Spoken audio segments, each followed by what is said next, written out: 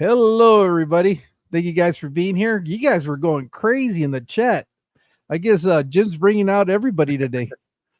That's me. Howdy. He's got Welcome, that milk everybody. chick that brings all the boys in the yard. They just want to hear the song, and it ain't happening. Oh no, that's you and Berto's thing. That ain't happening. Well, I'm late. How am I late? I was scheduled for 4:30. And the clock just hit 0 as I said live. So, but anyways, thank you guys for being here. Let's take a little bit of care a little bit of housekeeping real quick. Let's see who's Tommy was the very first one here at 4:00.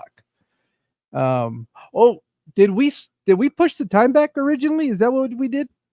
7:30. I think we originally talked 7.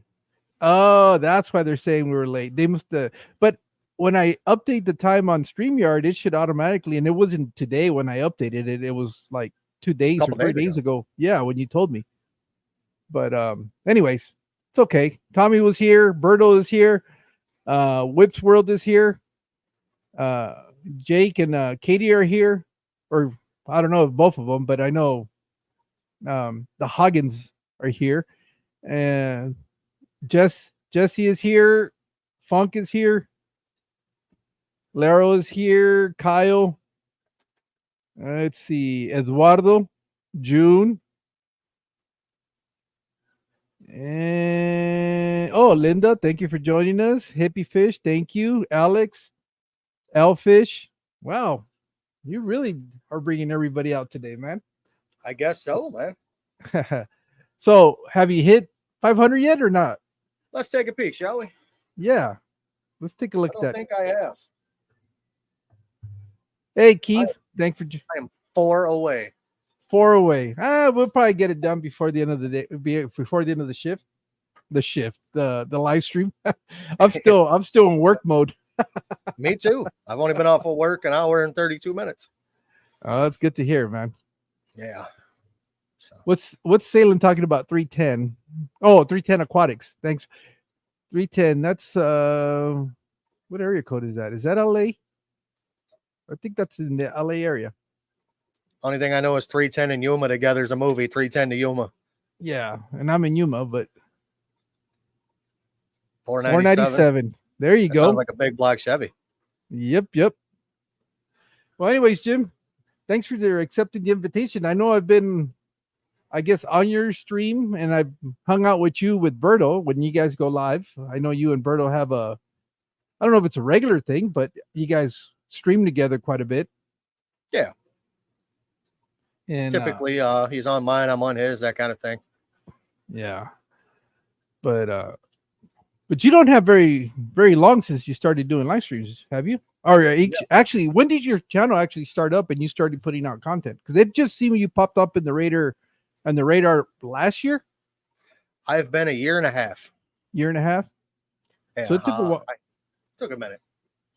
It took a while for me to find your channel. I'm trying to remember what was the video that kind of hit it, but I think it was during that period that I was looking. I was always looking for newer channels, and then I guess after following so many, I think what it was. I think Jungle Jim. I had watched one of his videos, and then this is something that I started doing like about a year ago. I'll go look at the comments, and if I see somebody that I'm not subscribed to, I'll click on their icon, because I think that's recently something that you've been able to do, and it'll take you to their channel. And if they have like fish content, I'll subscribe to their channel and hit the bell so that it notifies me what they have going on. I think that's how I came across your channel. I came across you before you come across me. I was actually subscribed to you before you subscribed to me. Okay. I came across you late one night I was on a YouTube vendor. Oh, okay. And then I remember kind of looking at that, and I said, this is another crazy guy with a bunch I like of Jesse's comment. What did he say? Which of all the comments? Because Jesse's been posting a lot. Let's see. So what are we talking about tonight, Mad Max? I don't have me some months back. Oh, okay. some months and then dragged him to the fish fam. Oh, so he's the one that kind of brought you in the loop? He's the one that brought me into Fish Fam. Nice. Were you on one of his live streams? I have no idea how. Were you on one of his live streams? I don't know where I met Jesse from. No, I don't think so. I think I was Salient. I think it may be on Vibes or something. To be honest. Okay. I know Jesse. This is even before he started doing content, was on Ben Ochart on his live streams. And I would see the name and he would actually acknowledge the hellos when I would come on and stuff like that. And we just kind of got going back and forth. And then all of a sudden I see, I think he dropped like a video about, or something that he was doing. And then I just kind of started getting, watching what he was doing and stuff like that. And, just been watching him progress ever since. He said he found me by commenting on one of my videos. Yeah. Well, I know I found you. I think it was through Jungle Jim because he's the one that has all the plants in the aquariums, right? He's got a bunch of house plants in his videos. And yeah. And I think that's why I kind of stumbled on that. And I remember commenting on one of his videos and then going through the comment sections. Like today, who was it? I found this this couple out of the Sacramento area. And I know Audra has been following them for a while. And I think it's called something aquatic interior designs. I can't remember. Oh, wait. Because she just it's a couple that's out of the Sacramento area. And they're just starting. I think they only have like 100 subscribers. Let me see. Yeah, really? Now you're gonna put all these submerge design studios. And what caught my attention was a video of them doing a store tour. I guess a brand new store that opened up in the Sacramento area. And I was like, oh, okay. And I started kind of going to their channel. They might have maybe 10 videos, 12 videos. They have a few shorts. And but it's kind of cool. It's a husband and wife that they're both into fish keeping, and they're like me. They got plants outside the aquariums. They're doing all that stuff. So I was like, all right, subscribe. I'm going to get into putting plants into my aquarium. I talked to Tommy about this once before. I'm actually going to try this is a weird way to put it. I'm going to try to grow a Lord's lettuce plant in my goldfish pond. Okay. If you know what you got to know what I'm talking about. No, I don't. Marijuana. Oh, okay. I'm going to see if it'll grow in a goldfish pond. It's a very well-established tank. I have plants in it that are growing, and my goldfish don't eat them. Are they still tiny or? My goldfish? Full grown, yeah. Oh, okay. No, 11, they're full. inches long. Not full grown, but they're close. They're not juveniles anymore. No, one is a koi goldfish hybrid.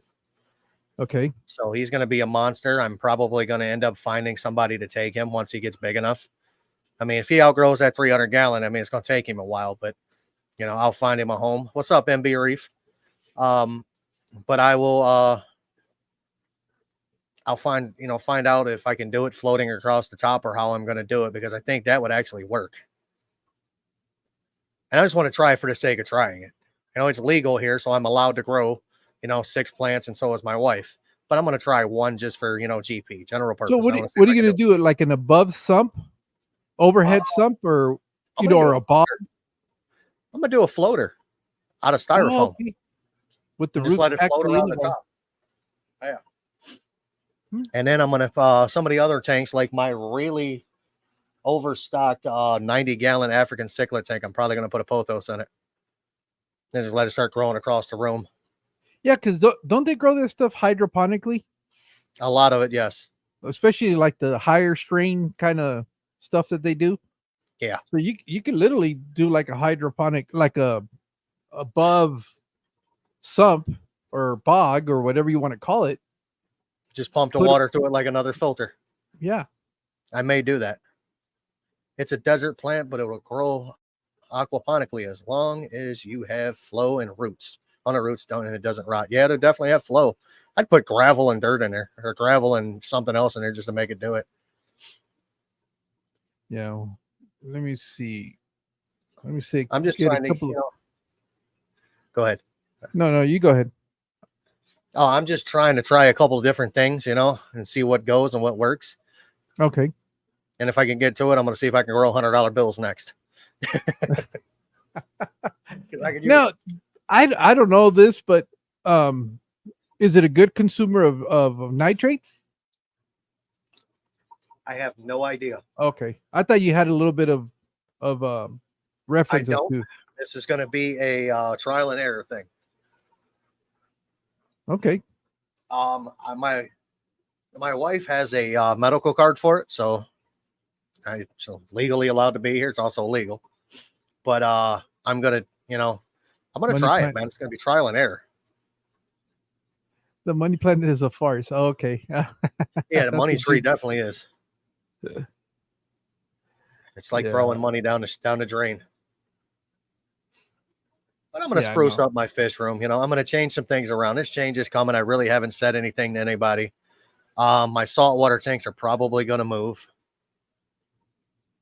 I'm going to add another rack over there, and I'm going to end up with 4 tanks over there instead of the 8 I had. I'm going to sell some of my 10 gallons because they're just pointless right now for me. Well, you're not keeping anything small enough for them. No. It wouldn't even work as a grow out for most of your fry anyway, because those fish get big real quick. Actually, believe it or not, they're working well for 2 clutches of fry I got going right now. I got my first batch of electric blue acaras in one, and I've got a batch of African cichlids in the other.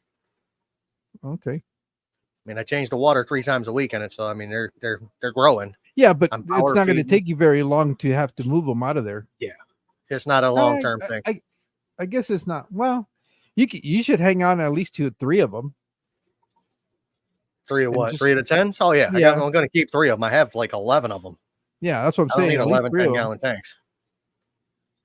I've got a new 44-gallon corner over here. I'm building a stand for it this weekend. That's another tank that you've seen it, but you haven't seen it. So, I mean, I got a lot of things going on that I want to do. And I am at 498. Look at that. Nice. 2 more. We can get you up to 500. What do you mean we? I haven't done shit for you. Why am I trying to write that train? You can ride that train, but you know what? No. You being on my live stream and some of your followers will actually see you pop up on it. No, that's all been you, man. I'm not taking any of that credit. Same reason I clicked on it is the same reason other people will click on it. $4.99. There we go. Oh snap! Are you gonna dance on the pole for us so that Eduardo I don't can celebrate your 500? I really don't. I mean, didn't have a pole, and he was dancing the other day. Yeah, that's true. There you go. Congratulations, buddy. 500. How do I find you? Well, congratulations. I'm at 501. Thank you, everybody. Yeah, I think Mandy put down your link on the. There you go. There you go. Again, thank you, Mandy.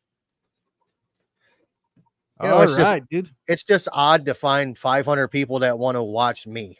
You know what I mean? Tell me about it. I got 1,700 people that actually want to listen to what I have to say. So it is what it is. Woo-hoo. Well, congratulations, man. You know what? 300 for some reason was kind of a little milestone that was kind of stuck in the back of my head. Yeah. And I think I don't know what it triggers. I forgot what it triggers also. I think you can start doing some things. I don't don't remember. It's been a little while. But I was all excited when I hit that one. I couldn't believe it.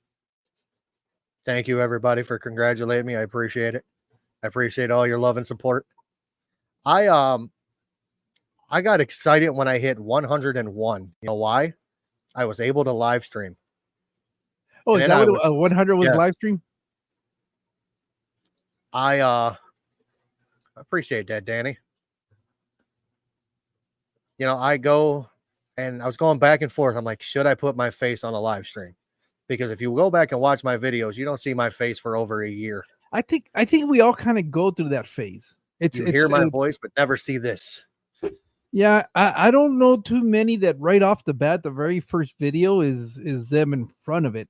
I think we all kind of start off with, talking behind the camera. It just makes it a little bit easier when you're kind of starting to do this.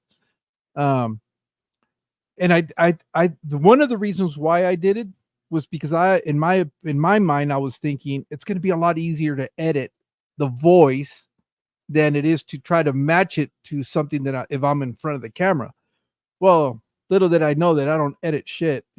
I don't, I don't edit anything. I'm one take Jake, and I put it out like that. You know what? I have added a few things to my video through editing, but the content that comes is 100% what comes out my mouth. And that's the one thing I will tell everybody. You're not going to get a watered down version of me. It's not going to be a sugar coated version of me. You're going to get me. The way I am on this camera, if you meet me in person, I am the same way. I might be a little goofier and my mouth may be a little fouler, but other than that, I'm just the same dude. I'm real. I'm not fake. It's just that's one of the things that I've always believed. It's just easier to be you. I mean, you don't have to fake being you.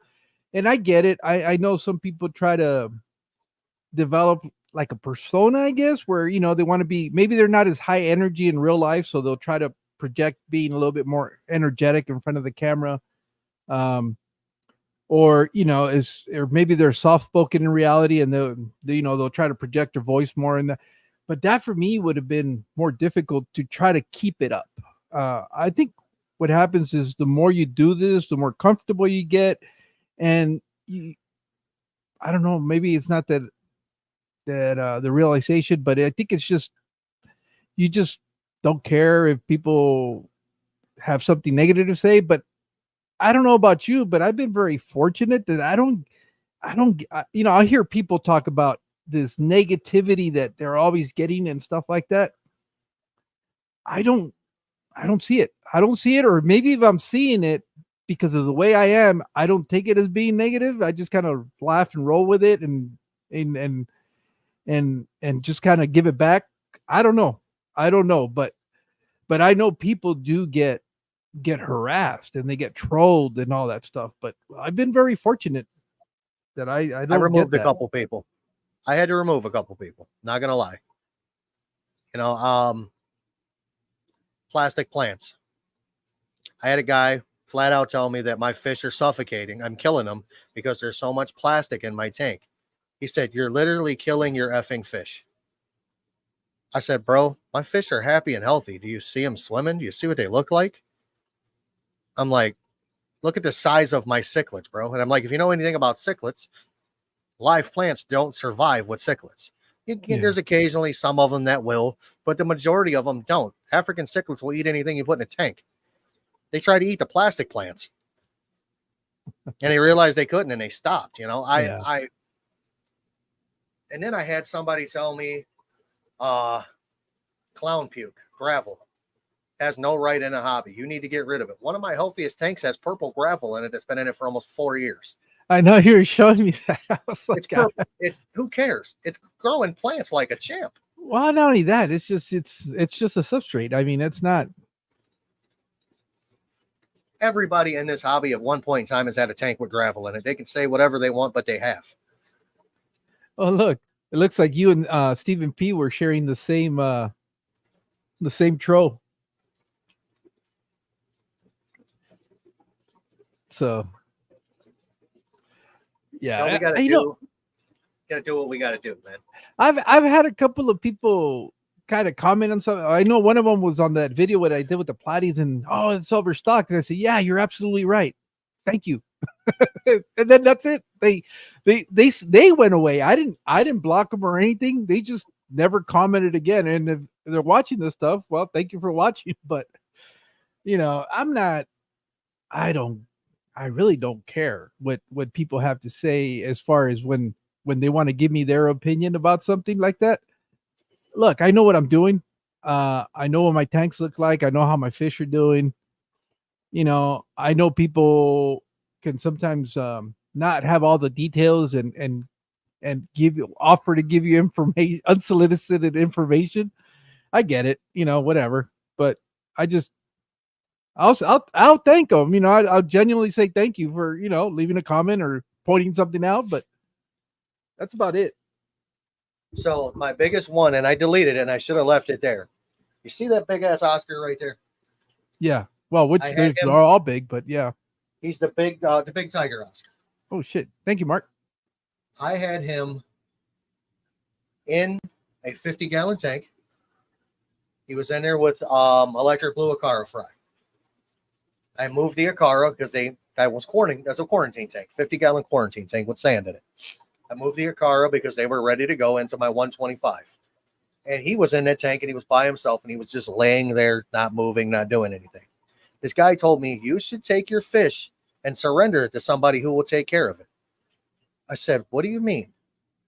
Well, the fish is obviously starving to death. It's not eating. It's laying down. That's bad for a fish. I said, bro, you're not here. The fish eats. It eats like a horse. I'm like, it's just shy. And literally, you'd see me coming, it would lay down. So I waited a couple weeks. I'm like, you know what? I'm going to try something. So I took that little baby Oscar and I threw him into 125. Completely different fish. And then all of a sudden, here we go. He's right there. He's big as shit and doing what he's got to do. I mean, it's a 10-inch Oscar.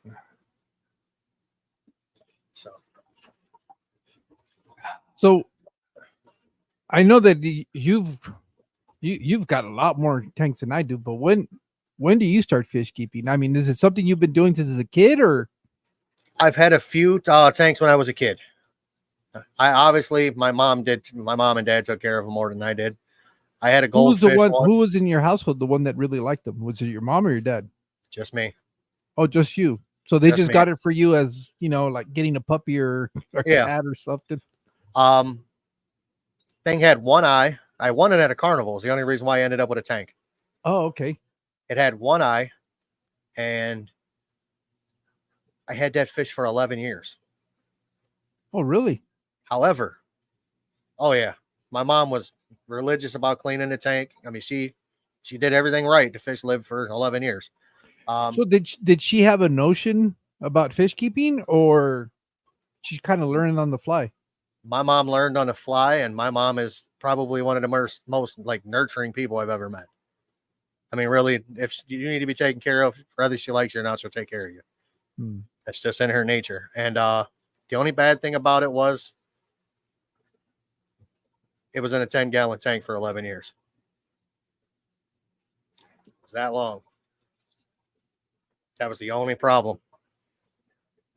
And I think back about that now, I'm like, man, that was terrible for that fish. Like it couldn't swim. It was terrible. But was she changing out the water every day? Is that what she was doing, or every 3 or 4 days she was cleaning that tank? Oh, okay. The fish always had clean water. The filter was always, running like it was supposed to. I mean, she kept up with it. And that was back in the day with the corner bubbler that the air went down into. They had like cotton and crap in it. Mm-hmm. It was that style of filter. So that's like back in the early 90s. And then I kind of went on a little bit of a hiatus until 4 years ago. I started with a 10-gallon tank, which is the one my electric blue Acara fries in. I got it marked. I know that tank from the rest of them. I won't get rid of that one. Let's go back a little bit though.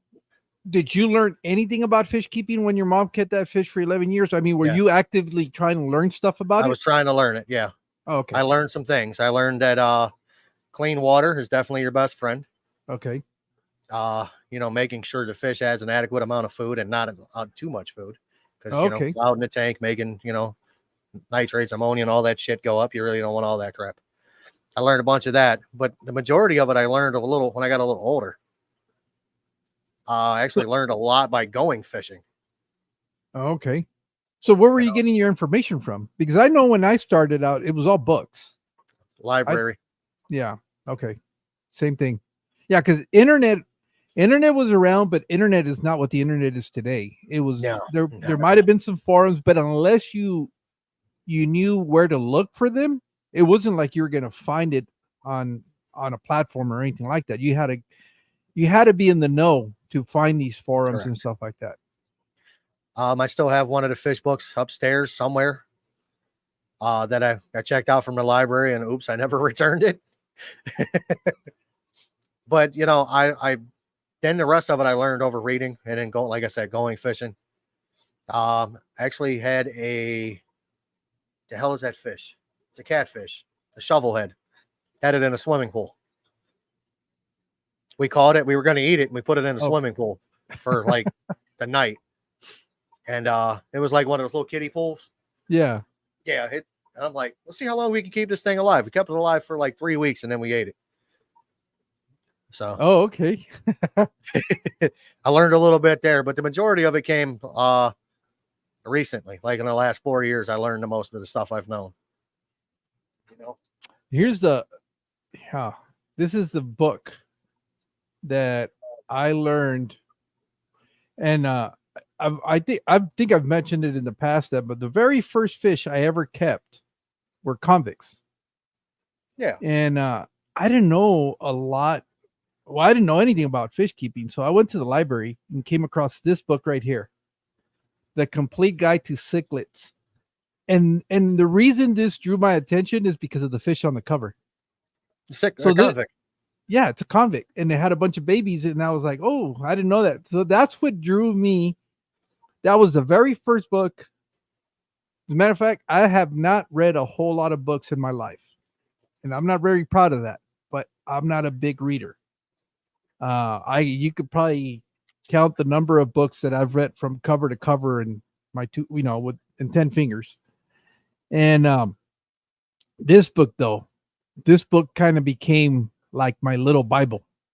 As a matter of fact, I found it at the library, and it wasn't. I was I don't know if the True Value hardware stores. I don't know if those were like a nation store or not. Yeah, but okay. Well, the one that we had like a little aquatic section. They had a little room sectioned off, and they had tanks in there. And I remember they had a little rack with like books on it, and that book was there. Yeah. And they had it on sale. I think I paid like $5 for that book. It was like $10. It was half off. And that's the book that I ended up buying. And that was the book that started teaching me that, you had to do water changes, you had to have filters, you had to have a thermostat, you had to do all these, a thermometer, a water heater. What am I talking about? Thermostat. Yeah, water. I'm thinking in Spanish. I know what you mean. No, it's because I was thinking in Spanish, and I'm like, no, but I needed a water heater. And I remember that the water heaters that I remember that I had, and I don't know if they were all like that in that time, but that was the only one water heater that I had. You couldn't submerge it all. It was like the top part where the controls were had to stay out of the water. Yes. They weren't submersible. And I remember because I had the metal frame aquarium that had the stainless steel aquarium. Yeah. If I wasn't careful and I leaned the wrong way and I had my hand in the water and I would touch the damn heater, I'd get shocked every single time. And I used to think, this is dangerous. How can they have, electrical parts moving around? But that's what was available then. And I don't know if all water heaters were like that at that time. I just know that that was just the one that I had. And I had this little 10-gallon, and I quickly got overran with little fry, convict fries, because they kept having the very first clutch. I was super excited because they bred and they had a bunch of little fry in there, but those became juveniles real quick, and then it was just like I was getting outnumbered. And I remember trying to go to the same store and see if they wanted to take them. And they're like, nope. We're good. They're like the cockroaches, the aquarium hobby. Once you get them, you can't get rid of them. Yeah.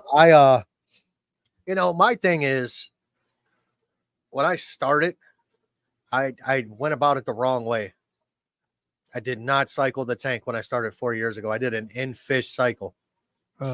Well, yeah, so did I. Unbeknownst to me, that's what I was doing. Yeah, Yeah. he Wi-Fi is saying that he still has 2 of those heaters. Oh wow. Why would you do that? You're gonna end up shocking yourself. You're gonna end up electrocuting you and the fish.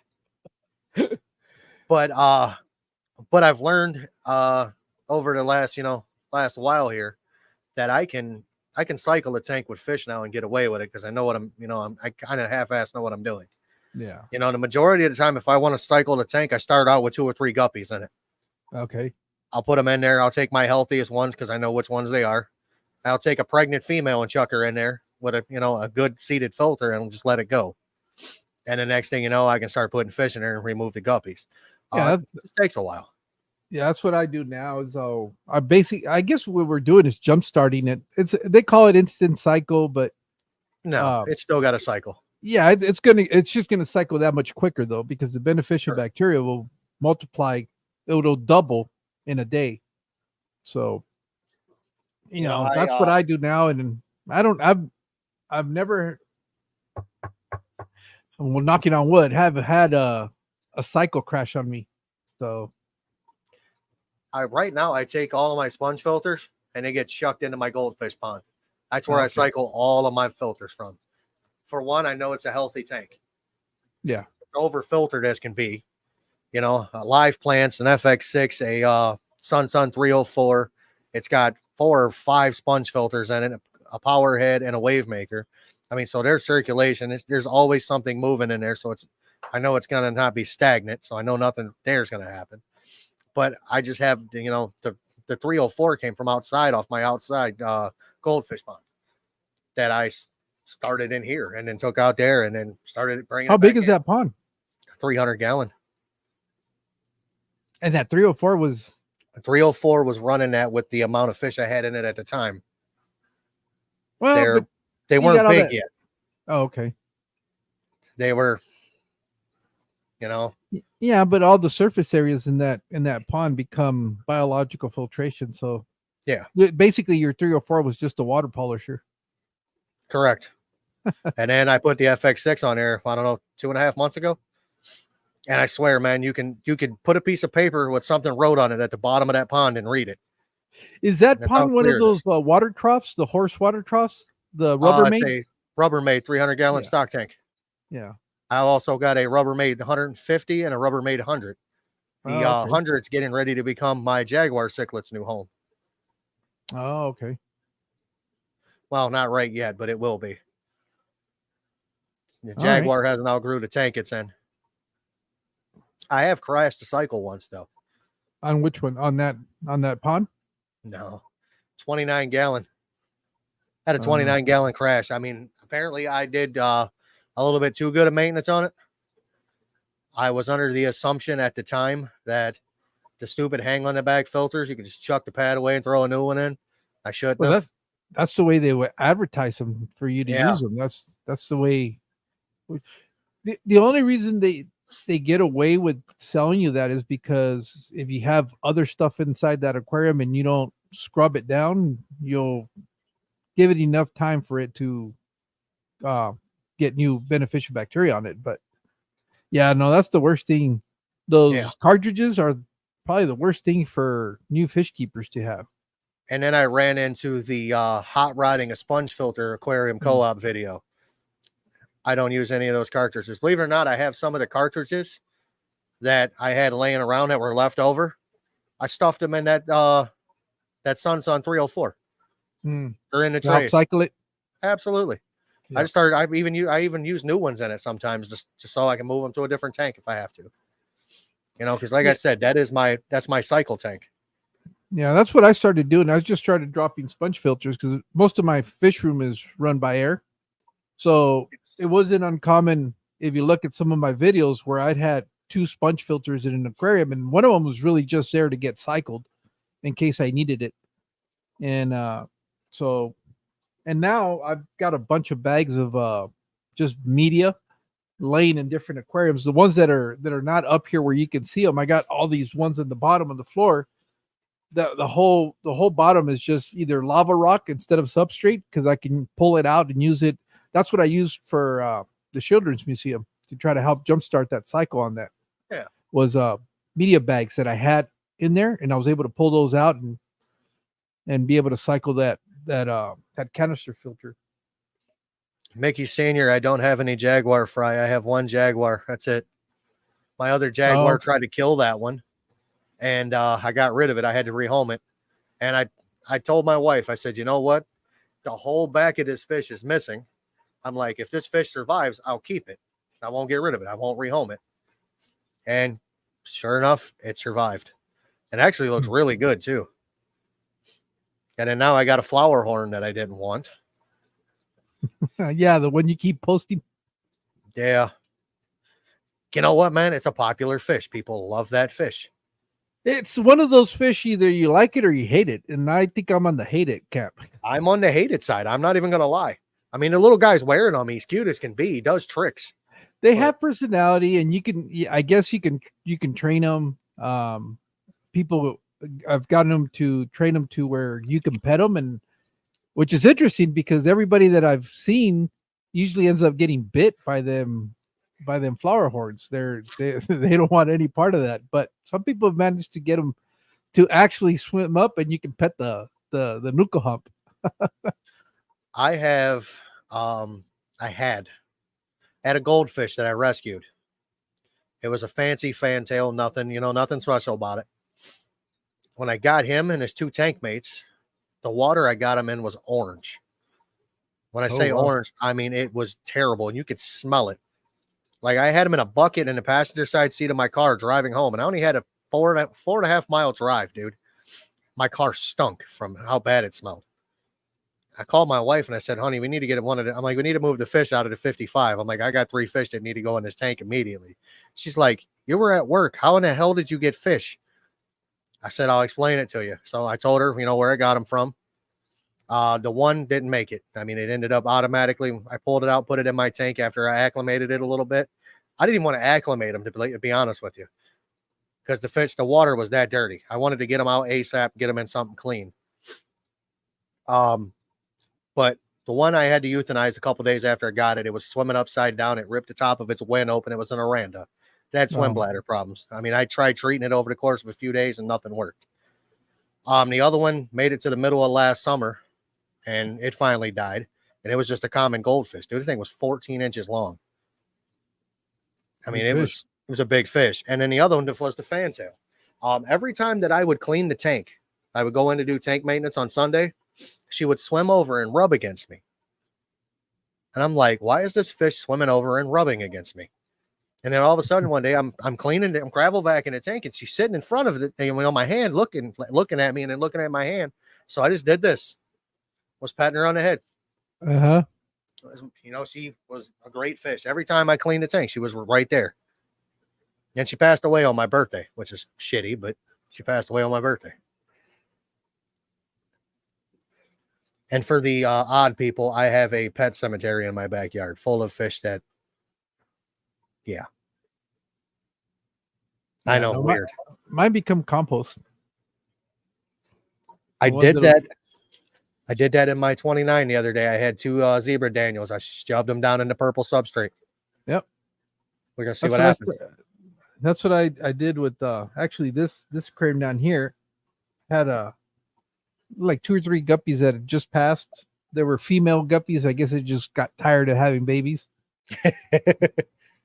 And I knew one of them was going to go because she was doing the guppy shake where they just kind of stay in place and they're just doing the wiggle back and forth. And I said, oh no, it's going to go. And when she passed away, I put her at the roots of my sword. Well, my sword looks pretty good. I was a little bit worried that it might spike my aquarium, but I kid you not, I did that maybe about 3 or 4 months ago, and then I just recently heard Father Fish talk about putting them in the substrate, and I was like, okay, so it wasn't that crazy of an idea. Obviously, one fish is probably not gonna it's not gonna spike up your ammonia, especially if it's in the substrate. But I thought it was kind of interesting. I was thinking of that because when you remember hearing about the Pilgrim story and Thanksgiving and how the Native Americans were teaching the Europeans how to use fish to be able to fertilize the seeds and have them grow. Yep. So that was in the back of my mind. I go, because I usually pull them out and throw them away. And I said, well, what happens if I just bury it in the roots? It's going to become nitrogen, it's going to break down. And so I tried it. I don't know if it's coincidence that the sword looks a little bit better, but do you follow KG Tropicals? Yes. Lisa said she takes her dead fish and she puts them in her pots with her plants. Oh yeah, that makes sense. But I re-put it in the aquarium. That's where so if you can get a potted plant to grow like that, why wouldn't it work for an aquarium plant? My thing was, I wonder if this is going to spike. And I really didn't test it, but I kept an eye on the aquarium to see if the fish were acting weird, and I didn't see any odd behaviors. So I think now from now on, because unless you have like a big die off of fish, I would recommend you taking all those fish and putting them in there. But if you keep fish for a while, some of them are just going to expire from old age or genetics or whatever. Well, why not put them, if you keep planted tanks, why not have it continue its life cycle as a as a nutrient for your plants? I got to keep an eye on this Oscar next to me. She just went crazy a minute ago. She knocked the heater off the side of the glass. My Oscar. She knocked the heater off the side of the glass. Well, go get it. So make sure it's not broken. It's not. I can see it. It's laying in the sand. She moved the power head and sponge filters. Oh, there you go.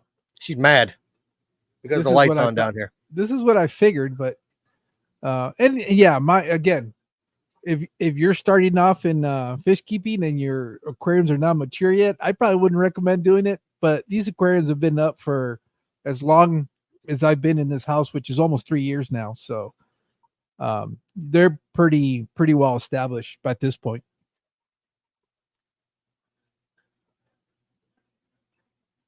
I said try burying a dead Oscar in your tank and see how that works out. Yeah, I would like again. I have guppies, platies, no big body fish that I would recommend doing that. Wow, if you have a 300-gallon though, and you have a big Amazon sword, maybe you could probably pull off and do that. But not a full-grown Oscar. What do they get to? About 18 inches, full-grown. I've seen one 18 inches, but I think the biggest one I've seen in captivity was like 13. Oh, okay. So 12, about a foot is average. Yeah, like this guy right here he's about maxed out. It's real misleading because how big is that aquarium? 240 gallon. Yeah, because from this angle, it looks like he's really, really small, but I'm pretty sure once you get up closer. He's a monster. Oh yeah. But I mean, I could put from his tail is right here on my arm. So I mean, he's there. Craig says, "Don't leave your dead Oscar in your tank," and said that I told you to do it. I'm not going to do that. If I see one of mine dead, I pull them out. I really do. I guess I needed to be a little bit clearer too. Be careful what I say. No, most of these fish are small, 1.5 inch, maybe 2-inch size fish that I would even consider trying to do this. And it's one fish. It's not, you're not putting in 10 fish all of a sudden. I had a pretty decent loss rate going for a while in one tank, man. So my African cichlid tank. I don't know why it's in my head. I'm thinking South American and African at the same time because they're side by side. I have a South American tank and an African cichlid tank. But I had at one point in time, I had like 65 African cichlids in there. You got to overstock for aggression. You have to. That's what I keep hearing, and I now have 2 at 125. Well, the problem is once one of them goes, then it's the trying to reestablish that hierarchy, and then they just kind of go to war. Just keep going. I have to admit they're beautiful fish. The coloration on those fish does not compare to, especially the Mbunas. and the OB peacocks and all those, Yes. obviously OB peacocks have been selected for that coloration because they're not really like that in the wild, but it's the downside, and I think that kind of goes with most bigger cichlids. I mean, they're beautiful fish, and but it's more often than not that I hear the fish killing each other for one reason or another, and it's usually out of the blues too. It's like one day one of them goes on a tear and kills everything inside that aquarium. I believe right now the one fish that I have standing, I've had for a while. She's been in several tanks, and it's a red jewel cichlid. It's a dwarf cichlid. That is probably the meanest fish I think I have. I think she is meaner than my Oscar. I'm pretty sure that was the one that was taking fish out in that tank. I'm almost positive.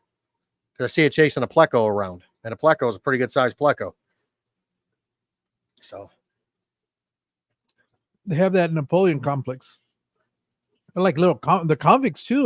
They'll take on fish 3-4 times their size, and they won't back down. No.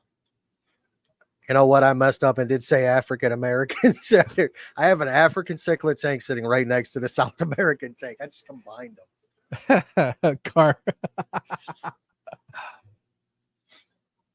When I look at my, I have hybrid cichlids, man, that I don't know what they are. They're a hap mix. They're supposed to be a star sapphire and something else. There ain't nothing star sapphire about these. These things are blue with a bright orange fin. They're freaking beautiful.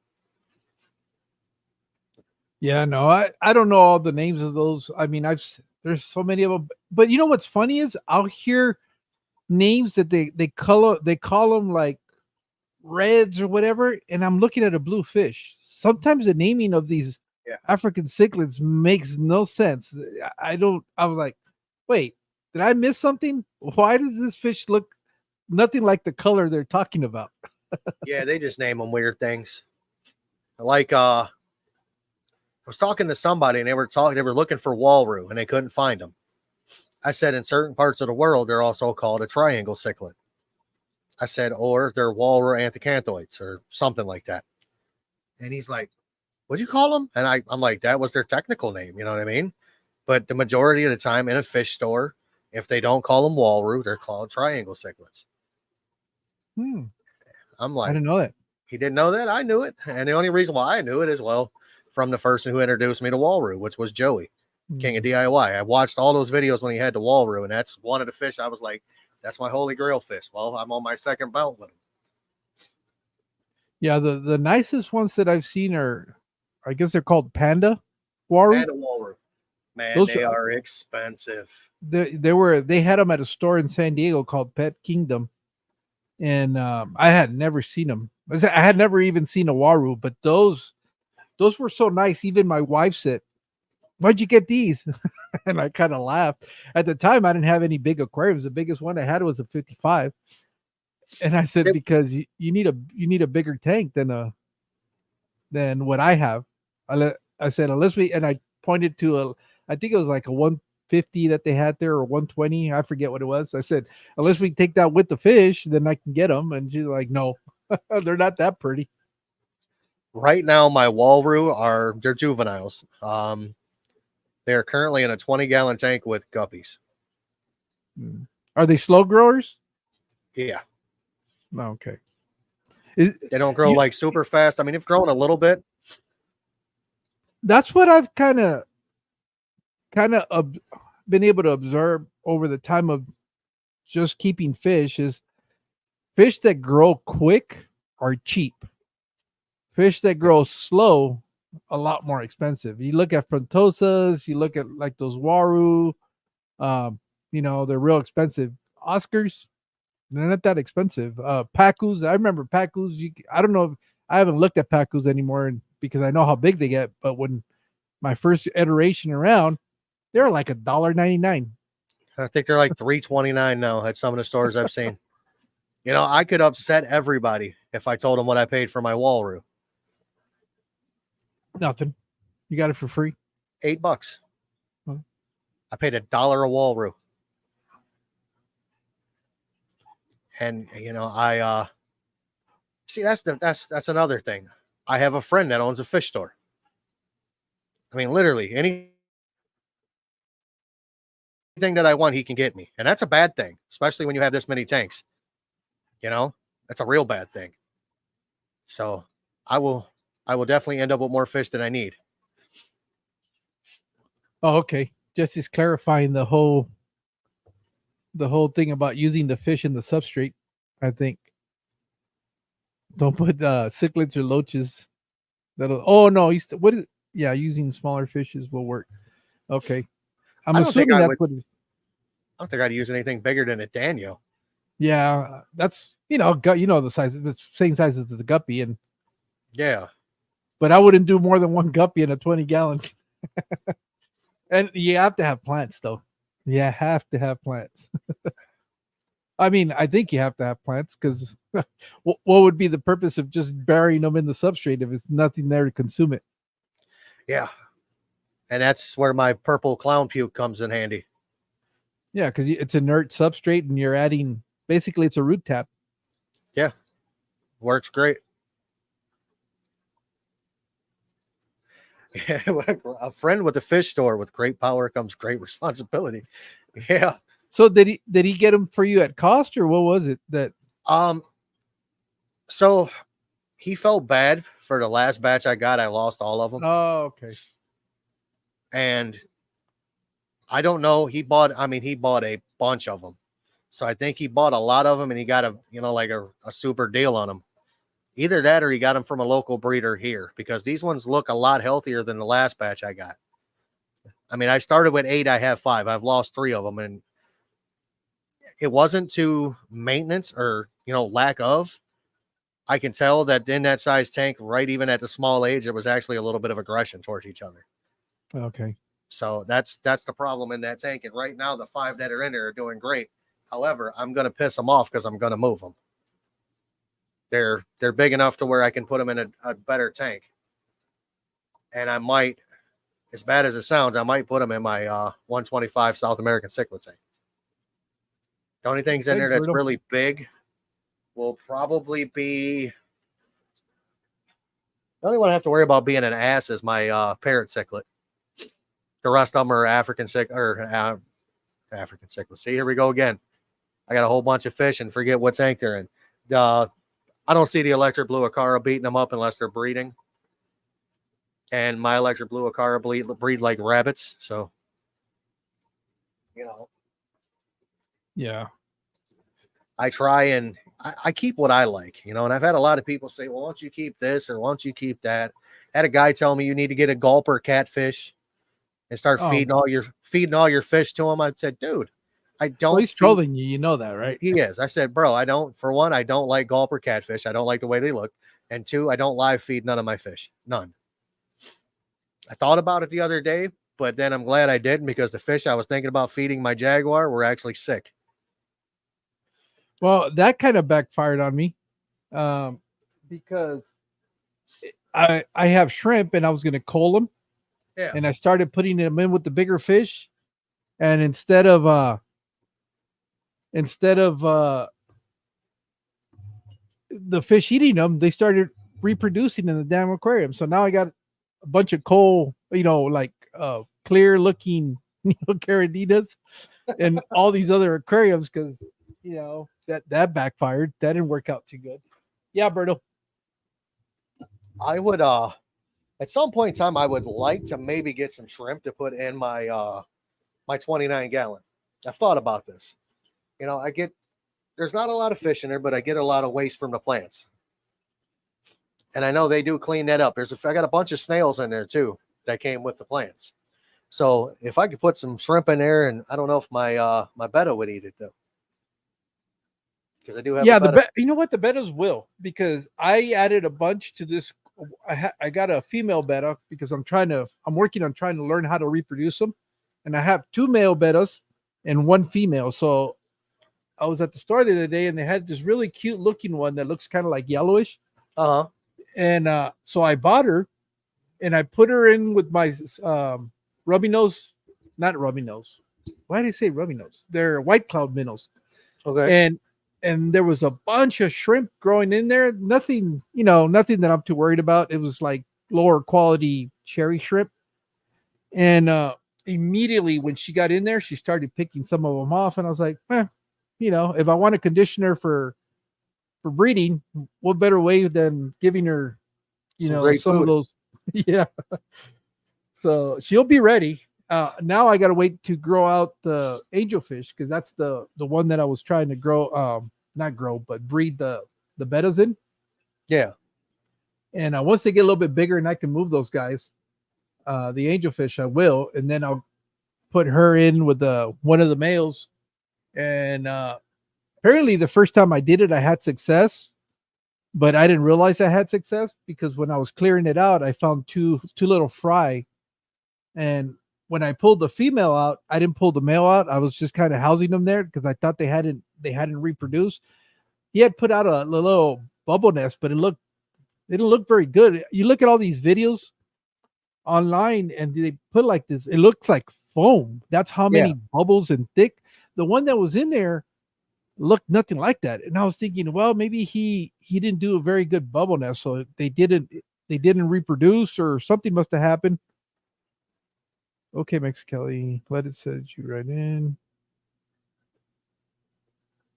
Oh, beta. I'd say it's beta. Beta.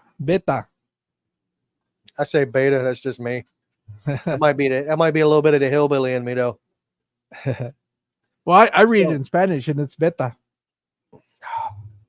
What is your first language? English or Spanish? I guess both of them because okay, Spanish because my parents didn't speak English. Okay. So it's Spanish, but it wasn't very good Spanish. It was, like house Spanish, and then it became Spanglish as I was growing up in high school, not high school, but the elementary. I really didn't get more fluent until maybe about 10 years ago because the job that I had required me to try to do presentations in Spanish. Okay. So because I knew I was going to do that, I really made an effort to try to learn proper Spanish. So I was consuming a lot of content in Spanish, but not Spanish from the US. I was listening to like the news in Mexico, radio shows, but like talk radio shows, not your kind of like NPR stations, but in Spanish. And I made sure that I listened to the ones in Mexico, not because I had anything against South America or Spain, but the Spanish is different and the words are different. So it was that's why sometimes us Spanish speakers, especially from the American, from the Americas, whether it's Mexico or South America or Central America, will kind of be able to pick off when somebody learns Spanish, but they learn Spain Spanish. And you kind of hear them, you're laughing. Okay, you learned it at school in the U.S., but they taught you Spanish from Spain, not Spanish from the Americas. So my nephew's girlfriend is Puerto Rican. Uh-huh. And he's got 2 kids by her, and I like the fact that she's teaching them both. She will talk to them in Spanish all the time. Occasionally there'll be some, she'll talk to them in English, but the majority of the time she's trying to get them to speak Spanish. And I friggin' applaud that because, it's going to help the kids later on in life. Because believe it or not, man, no matter where you go, there's always different languages, different dialects. I think English is probably one of the biggest languages in the world. English, I think English Spanish, is like, yeah, I think the big 3, I remember looking at it at one point, was English, Spanish, and French, I think. Yes. Which I was surprised that French was as prevalent, but well, you think of Canada, and French, a lot Canadian. of people there. Yeah, and then I guess there's some in Africa. There's some some regions that they speak French, and South America. Well, the Guinea, um, I guess countries were, well, one of them was Dutch, one of them was French, and the other one was English, I believe. But yeah, you find, I guess, colonies where, I guess, what, Vietnam, I think French is the second language for them. Yeah. So I got a question that's back in the chat. Okay. It's from Carr. He was asking me how my ick is doing. So that's a great story. So the ick in my 75 is doing fantastic. I did some things that are questionable, and a lot of people would not agree with it, but I did it. I did treat with ICX. Not even going to lie, I used it. However, while doing the ICX treatment, I would take that 75-gallon tank down till it was about 4 inches deep. Okay. Above the substrate. I got a pretty, 1.5 Yeah. 2-inch thick substrate in it. And I put enough rock salt in there for probably a 150-gallon tank. And I let the fish swim around in it until they start looking lethargic. Like till they start swimming, kind of laying down. Yeah. And then I started adding water. And with doing that 2 times, clear. So I'm like, all right, it worked for them. So I also have red tiger motos. I don't know if you know what those are. They're beautiful fish. No. They're cichlid. They're pretty. So I took them out of the tank and I put them in a 1-gallon container. And I put probably 5 or 6 gallons worth of salt in there. And I did the same thing with those. 1 treatment, fish were clear. I'm going to do it again, but I'm trying. I don't want to lose any of them. I had somebody ask me, why are you trying to save those fish if you didn't want them? I said, all right, I look at it this way. I may not have wanted that fish, but now I have that fish. So it's a living thing. I'm going to keep it alive if I have the power to. And to me, that's just how that works. I would want somebody to take care of me if I was in that position, And a fish tank or a salt bath in a tank is very interesting. Yeah, I was gonna say to Mike though, because he keeps planet tanks. Don't do it in a planet tank. Jim can get away with it because his are plastic plants in there. I have live plants in there. Oh, do you? I have a Nubius and jungle val. Well, I stand corrected. Because everything I've heard is that it'll kill your plants, but it probably will. I'm looking forward to seeing what happens. Oh, okay. But for right now, from what I seen over there earlier when I fed them, the plants are green still. So I'm also not using aquarium salt. Okay. So I use something different, and Morton's water softener crystals is pure salt. Oh, okay. Yeah. And I mean, it's one of the most pure forms of salt you can get, and that's what I'm using. So not only does it act as a salt, it also kind of softens the water as it does it. Let me see. I mean, it's funny when you do a salt bath on these fish and you see them swimming around and you can see them shedding their slime coat. Yeah, but I thought I guess they're shedding it because they're getting more newer slime coat, because that's what the salt's supposed to do. The salt's just stimulate, causing it to happen. Let me see. I'm not ignoring you. I'm realizing that's fine. I have some people that I haven't given wrenches to, and the reason I do that, again, this is from a live stream that I saw. Funk had asked Father Fish why he gave everybody in his live streams a wrench, and I've always kind of wondered that, but I had never really, I thought about it, but I never asked him or anything like that.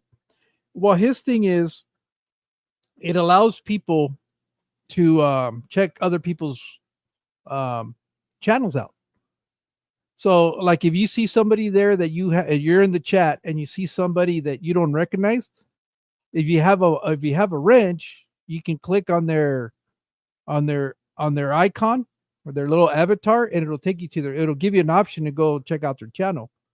And that's one of the reasons why I really like having a wrench, because it allows me to, always when I'm on chats or streams where I see a new channel, it allows me to go check them out. I think I'm caught up. If there's somebody that's here and wants a wrench and I haven't given you one yet, make sure you type something so that I can see you. Because I just added a few more right now. Okay. Sorry about that. I'm good now. It was just annoying me that I was seeing people without wrenches. Wait, June doesn't have one? How's that possible? June, I could have sworn I had given you one a long time ago. So that's a good question. Will ultra high doses of salt cause your cycle to crash? I'm gonna say no. Yeah. So, and the only reason why I'm saying that is because my local fish store uses the same method that I use. That's where I actually got it from. Oh, okay. And that's how he treats all of his fish when they come in, because he has a warehouse. Bare bottom tanks at the warehouse. They all get the same treatment, and none of his cycles have crashed. Okay. Yeah, I've just been very fortunate. Maybe it's because there's something to running my aquarium so hot most of the year that I don't get a lot of ick. Maybe what happens, and it's not that the heat will kill the ick, it just kind of accelerates the process. But again, my aquariums have been established for quite some time now, and I hardly ever introduce any new species of fish in there. So it's just kind of keeps everything, okay. And when I do happen to get new fish, I usually set up an entire aquarium for them. And usually I'm very fortunate that most of the fish that I get are like real tiny. So I can set up a 10-gallon, and it starts off as being their quarantine tank, and then it just becomes their permanent tank. Yeah. I guess if you think about what I'm talking about, the way I drained that down, so I probably drained that tank down to it probably had 20 gallons in it when I did the salt treatment, and then I started adding water to it. I'm pretty sure it's gonna balance out. Yeah, it'll dilute a lot of that salt. Yeah. My number one argument is also with African cichlids. I've always argued this, and everybody tells me that I'm kind of wrong, but a lot of people are too busy chasing pH and KH, and all that crap in a cichlid tank. I had luck with just regular fish keeping method. Like my 90 right now has got probably 60 fish in it. They're all happy and healthy. They get a regular water change that tank I do every 2 weeks. A lot of my tanks I rotate out every 2 weeks, except for this big bastard. It's like every 3. I rotate them out. I don't do small water changes when it comes to that African cichlid tank either. It's probably about an 80% water change. And I've never had an issue, even on my 125. Fish that don't have scales, that is correct. Plecos are not a fan, I'll tell you that. Plecos can't take it. High amount of salt will definitely do some damage to them. But I mean, the standard stuff that I keep, I really don't have to worry much about that. I don't keep a lot of scaleless fish. There you are. What'd you have to do? Go pee? No, Toby was doing something and sounded like he was gonna knock over the door open. Have a side door here, and I don't know what it must have been a cat or something that was coming over here. But anyways, before he got out of hand, I was afraid he was gonna get out. That's what I was trying to stop him from doing. Yeah, but what he said, I guess he didn't like my question. What question? Oh, who's asking questions? What question was that? Cichlids. Sorry, mine are Mbunas. That's mainly Oh, what I keep. Minor imbunas. I think I have a couple of OB peacock imbunas, but they're nothing special. They're just like you're running a day. I have the hell are they? Electric yellow labs. I have white labs. I have a couple of DeMasoni. DeMasoni are dicks, by the way. They're pretty aggressive little fish. I mean, I just okay. have, just things that you will find at your local fish store. I don't have anything, fancy. Oh, at least you have options. I have a PetSmart, so my fish room is a reflection of the PetSmart. I have mollies, I have platies, I have guppies. Actually, that's not so much true now anymore because I've been gradually picking up different types of fish. The other day, was it yesterday? Somebody was posting on Facebook. They were giving up some those, I guess the gold or the I guess called 24 karat gold guppy fish. Oh, I'd have been all about those. Oh, I picked them up. I picked up a whole little container full of them, a bunch of fries. Oh, I'd So have been now all I got about them in those. a. Those are pretty. I've got them in a. Yeah, they look real good. And then I picked up a pair of Moscow guppies, and they're beautiful. But I'm concerned about these guys because they're doing the shit. They got the shimmies, which is not good for guppies. No. So I don't know if it's because this is no, it's not that cold. Now I'm curious. A lot of people shy away from large water changes on fish tanks that are set up. Yeah. I don't. Yeah, I mean, it's like this Oscar tank right here behind me. It's a 75. Anybody that knows Oscars are dirty little fish. They're big eaters, big poopers. I mean, legit. They take some decent sized ones. However, every week this thing gets a 50, and so does this one. Sometimes 80, depending on how I feel. Sometimes I'll forget and let it run. You met George at a PetSmart, huh? Yeah, I met her there. And now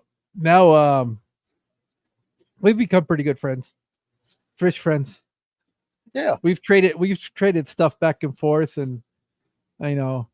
But it's it's funny that I don't run into more people from our Facebook groups. Because that's the only fish place here in town. That's the only fish place. And it's not a big selection, so unless you travel out of town. So like the Celestial Pearl Daniels, I guess a guy was breaking down his aquarium. I don't know where he got them from, but I was able to pick up 11 of them. And I got a pretty good deal on them because I think I paid like $35 for 11 of them, which is not bad. It's like $3 a fish. That's not bad.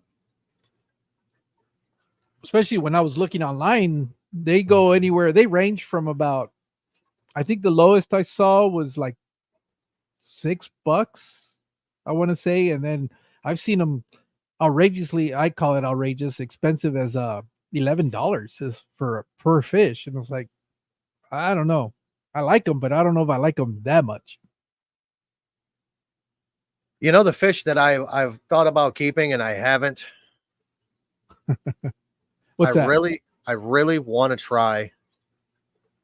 I want to try discus. Yeah, I tried them. They didn't go good for me. So I want to see. So here we go. The Walroo is the poor man's discus. They have the same skin slime coat as a discus does. Oh, okay. It basically can handle and tolerate the same things a discus can. So I am going to, if I can successfully keep these alive, these 5, I think I'll be okay with discus. That's the only reason why I haven't got them. And I don't know if I have it. I have the tank sizes. I really do for them because I would take every one of those African cichlids out of that 90, slap them right in that 125. And then I would start the discus in there because the ones I get are only going to be about that big. Yeah, mine were a little bit smaller than that, and they were doing real good for a few weeks. And then gradually they kept dying off, but they were starving. They were eating fine.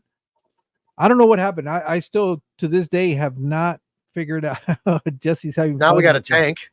Yeah, that's pretty cool. I don't know what he's using, but that's kind of neat. Um, they just, and it wasn't all of them quit eating at the same time. It was one of them would quit eating, and then he would pass away, and meanwhile all the rest are eating, and then it was the weirdest thing. I'd never experienced anything like that. And then for a while there, I thought maybe it was too big of an aquarium for them. So because they were still relatively small, they were probably this is maybe 3 inches, because this is a 3 inch diameter sticker, probably about that size, but not the body. I'm just talking about the finnage, and everything was probably no bigger than that. And they I put them in a 10 gallon so that I could, the last three that I had from a group of 8, and I had them by themselves because they're in there. They were with the mollies, and I was thinking maybe the mollies for some reason are harassing them or something, but I didn't see any behaviors like that. And I just, and then I thought, well, maybe because I don't do like weekly water changes on that one, I put them in the 10 gallon. I said, well, I can do water changes on this real quick, and I was doing that, but this behavior still continued.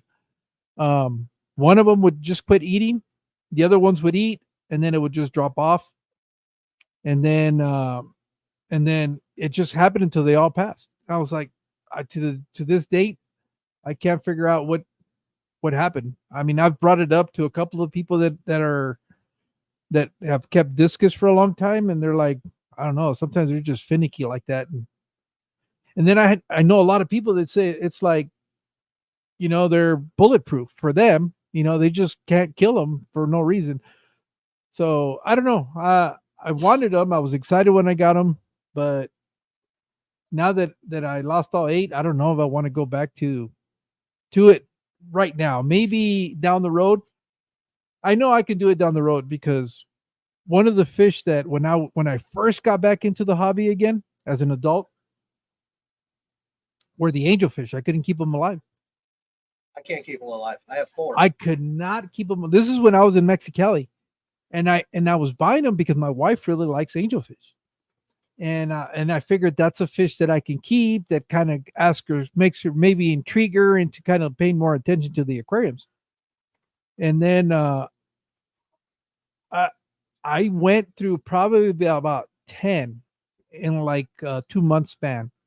I would buy groups. I bought a confirmed pair of angelfish, the breeding pair. They died. Jesse said it makes him laugh when I turn around because I hear something that doesn't sound right. I heard some noises that I didn't like. It sounded like running water to me. Oh, okay. I was like, what the? But then I know what it is, so I'm okay. I have a I have a Marineland Hot Magnum on a 40 breeder, and the water just got low enough to where it's making noise that sounds like running water. Yeah, I'm in that time of the year now where evaporation, I got to stay on top of it. Yeah. Who said it's free tacos? I see free and taco down there. I like tacos. That's another fish I always wanted to try, but I don't like the big hump on their head is the frontosa. I've figured out that I don't like anything with a hump, like nuchal humps.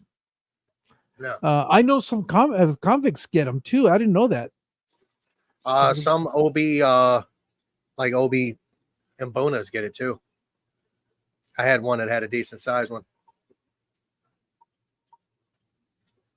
Yeah, no, I've seen like the Midases also, I think, get them. But it's not just a cichlid thing, is it? Or is it only cichlids that get? I think it's a cichlid thing. I really do.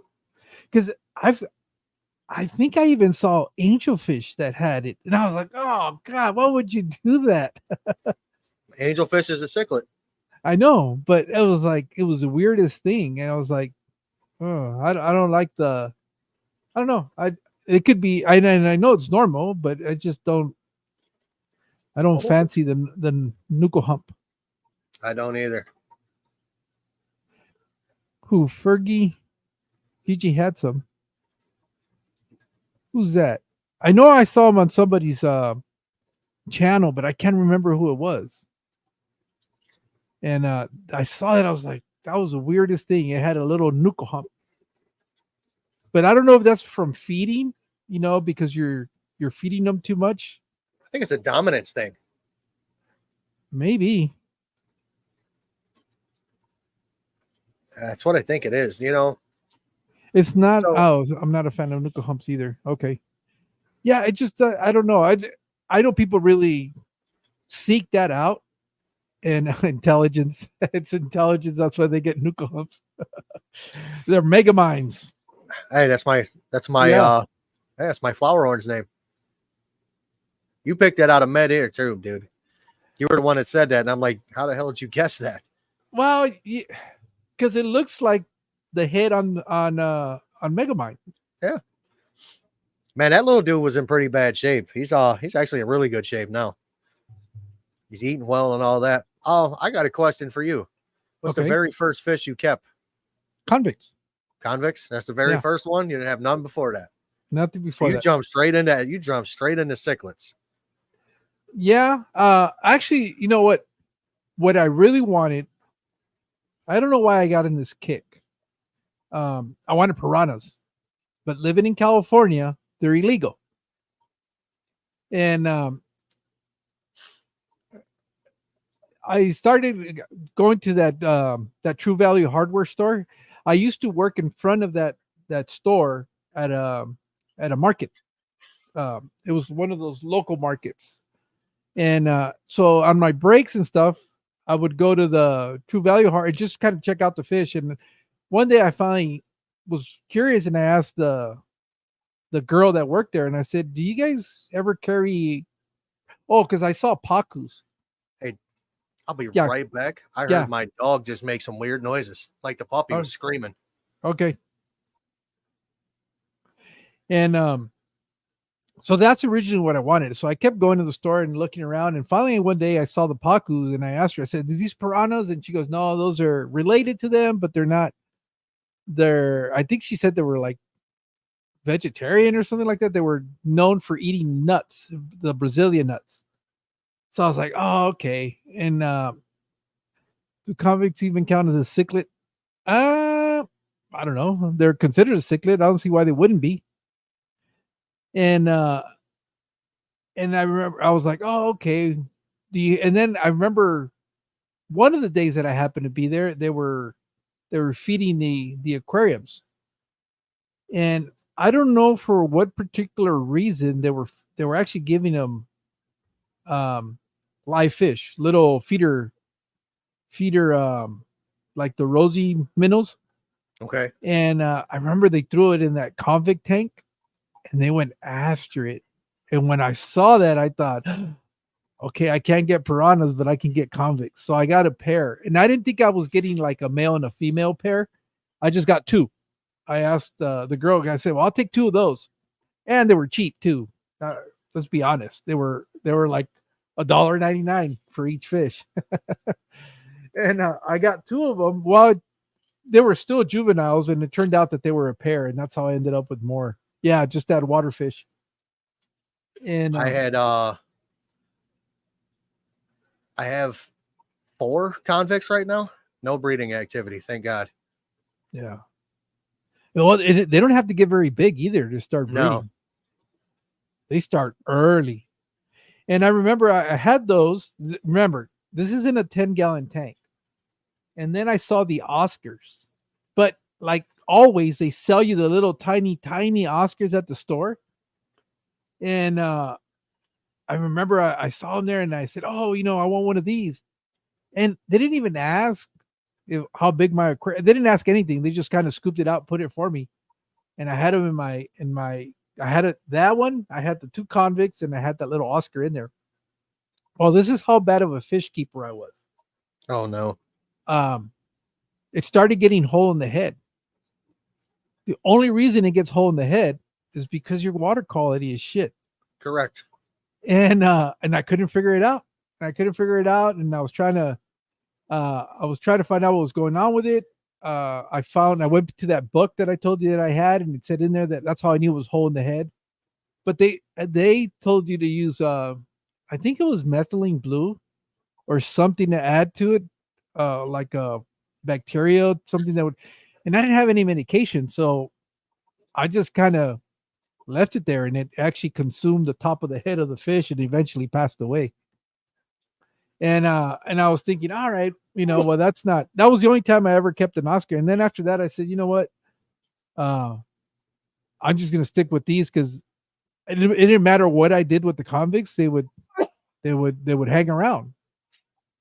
And so that was part of it. And then I started uh initially my mom didn't like the fact that the water would foul up and it would smell.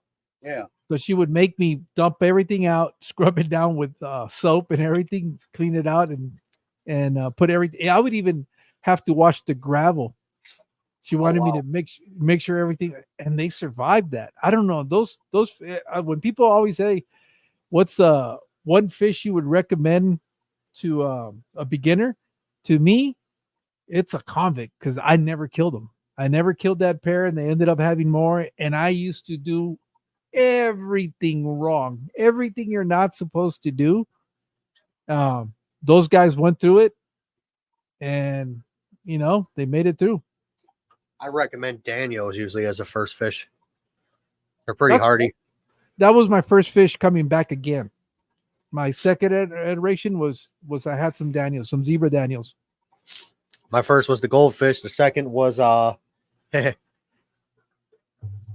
one molly, one platy, 4 guppies, and a common pleco in a 10-gallon tank.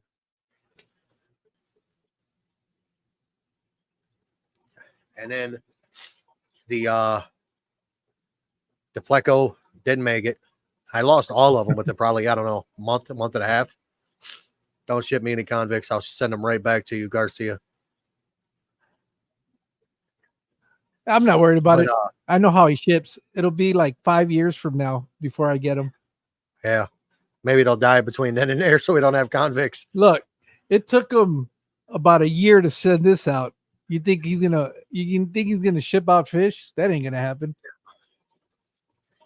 When he does, it'll be the winter and they probably won't make it. It's fact. They'll probably freeze on the way here. There'll be little ice cubes. But then I got past all of that, and here we are. We're like 50 tanks deep. Yeah, no, the second time around, obviously, I was a lot older. I think I was in my 40s. And I really did take to heart the advice to do the research, look into what you were doing. So for the most part, it was no hiccups, except for the angelfish, my first go around. I quit buying angelfish and I swore off of them because I couldn't keep them. And it would piss me off because everybody would say, "Oh, they're so easy to keep." And the only thing I can think of now, looking back to them, then my cycle wasn't completely done, and I think I was whatever amount of ammonia was in there was offing them off. They were a lot more sensitive to the ammonia than the Daniels and the guppies that I had in there, and that's why I kept offing them. And now the second time I didn't even buy them. The ones that I have now was a group, also here locally, that he was breaking down some tanks, and I had been posting stuff in our group page that we have here for Facebook, and he goes, "Hey, I know you have some aquariums. Would you be interested in taking some of these aquariums and some fish?" And I said, "Sure."